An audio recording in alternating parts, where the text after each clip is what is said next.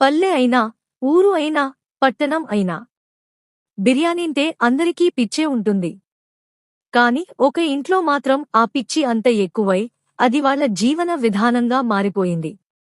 అదే బిర్యానీ ఫ్యామిలీ కథ. కొత్తగా పెళ్లైన రాణి వంటలో చాలా బాగా ఉండేది. వంటింట్లో అడుగుపెట్టిన మొదటి రోజే అందరినీ ఆశ్చర్యపరిచేలా ఎన్నో వంటకాలు చేసింది. షాహీ పనీర్, మిక్స్ వెజిటబుల్స్, పూరీలు, గులాబ్ జామున్, కీర వంటివి. కాని ఆమె పిలిచిన వెంటనే అత్తగారు, రాణి, ఇవన్నీ ఎందుకు? బిర్యానీ పెడితే చాలు అన్నారు. రాణి ఆశ్చర్యపోయింది. ఇంకొంతమంది నవ్వుతూ, వదినా, మాకు బిర్యానీ తప్ప ఇంకేమీ వద్దు. ఉదయం, మధ్యాహ్నం, రాత్రి ప్రతి ప్లేట్లో బిర్యానీ తప్పకుండాలి అని చెప్పారు. అప్పుడు రాణికి అర్థమైంది, ఈ ఇంటి పేరు నిజంగానే బిర్యానీ ఫ్యామిలీ. ఆ ఇంట్లో ఉదయం అల్పాహారం బిర్యానీ, మధ్యాహ్నం భోజనం బిర్యానీ, సాయంత్రం టీకి మిగిలిన బిర్యానీ, రాత్రి మళ్లీ వేడి బిర్యానీ. రాణి చేసిన వేరే వంటలు ఎవరూ తాకేవారు కాదు. ఆమె మనసులో బాధ పెరిగింది. నేను వంట చేసేది కేవలం బిర్యానీ కోసమేనా? నా వంట రుచి ఎవరికీ తెలియకపోతే అని. ఒకరోజు రాత్రి మళ్లీ బిర్యానీ తిన్న తర్వాత రాణి ఒక్కసారిగా కడుపు పట్టుకుని ఏడవడం మొదలుపెట్టింది.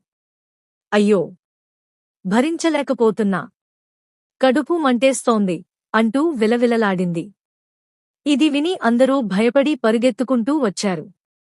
రాణి, ఏమైంది?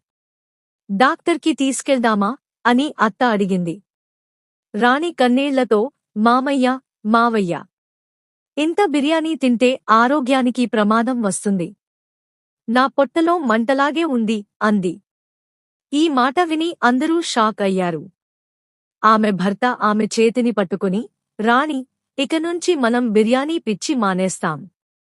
నీ ఆరోగ్యం ముఖ్యం అన్నాడు. అప్పుడు రాణి నవ్వుతూ నిజం చెప్పింది. నాకు అసలు ఏమీ కాలేదు.